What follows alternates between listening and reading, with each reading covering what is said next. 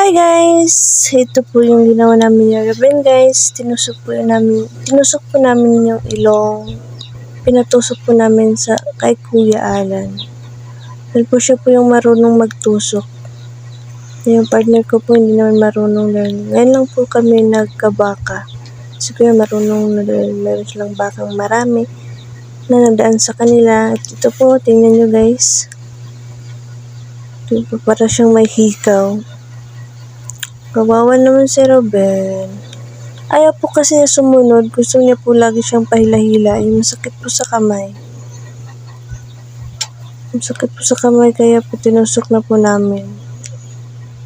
Ayaw ko pa nga sana pero sabi ng partner ko dapat tusukin na dahil mamatigas na siya guys. Mamatigas siya pag hilahin niyo guys. So, di ba ang tigas na ng ilong niya.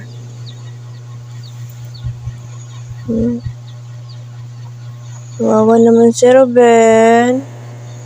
Kawawa yung Ruben ko. Aray, ba't ang sakit?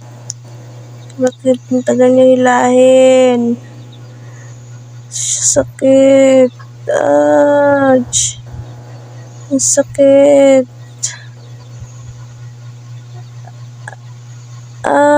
Dyan. Ito, natanggal na po. At lalagyan na po yan ng PC. Lubid po. Lagyan na po yan ng lubid. Para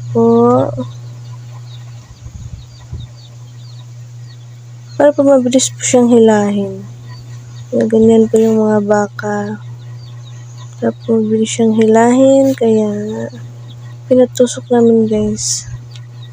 Dahil tigas na ng ulo ng baka namin. Ayun na sumunod kapag hinihila mo. At ang talagang pasaway na siya guys. Kaya tinusok na namin kahit ayaw ko pa dahil baka po hindi kumain dahil nasasaktan siya. Pero pag hindi namin yung tutusukin tapos pag lumaki na siya, hindi na po matusok dahil matigas na yung ilong niya. Matigas na nga po kahit bata pa siya.